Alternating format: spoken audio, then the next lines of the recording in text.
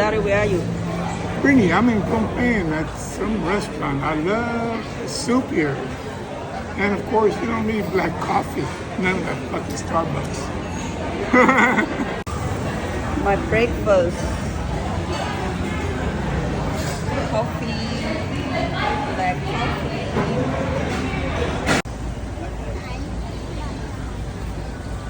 At the bus station.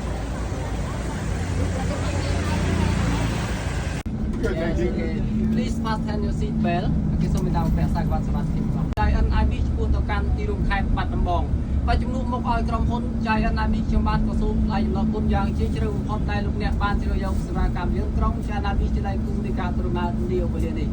បាទជាបន្តខ្ញុំបាទក៏សូមណែនាំក្រុមការងារយើងខ្ញុំឲ្យជាជាតិនិងអន្តរជាតិបានស្គាល់បាទអ្នកបើកបររបស់ខ្ញុំបាទឈ្មោះសរិទ្ធនិងរូបខ្ញុំបាទជាអ្នកសម្របសម្រួលឈ្មោះស្ថានដែលនឹងទៅធ្វើដំណើរជាមួយលោកអ្នកដើម្បីជួយសម្រួលដល់ការធ្វើដំណើរប្រកបដោយភាពសមរម្យរីករាយបាទក្នុងការធ្វើដំណើរគឺយើងនឹងឈប់លើកទី1បាទនៅស្រុកក្រគរទីរួមខេត្តពោធិ៍សាត់រយៈពេលនឹង30នាទីសម្រាប់អាហារថ្ងៃត្រង់ហើយយើងនឹងទៅដល់ទីរួមខេត្តបាត់ដំបងប្រហែលជាម៉ោង1:30នាទីថ្ងៃត្រង់បាទក្នុងខណៈពេលដែលកំពុងធ្វើដំណើរក៏សូមមេត្តាថែរក្សារាល់វត្ថុដែលមានតម្លៃដែលប្រមាណចាត់ទុកបាទជាមួយនឹងក្រុមការងារយើងខ្ញុំដាក់ក្នុងទូឡានផ្នែកខាងក្រោមបាទពីព្រោះថាក្រុមហ៊ុនពុំទទួលខុសត្រូវចំពោះការបែកបាក់ឬការបាត់បង់ឡើយបាទចំពោះកញ្ចប់សេវាកម្មដែលផ្ដល់ចេញពីក្រុមហ៊ុនក៏មានដូចជាកសែងត្រជាក់ទឹកសុទ្ធតែកន្លែងសាកទូរស័ព្ទដៃដូចជា insurance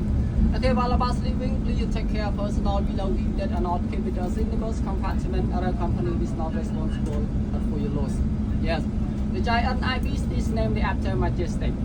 The Giant Ibis Cambodia, a national bird, symbolizes vibration and reliability. Over the years, the company has become a trusted leader in the bus and probably upholding its motto,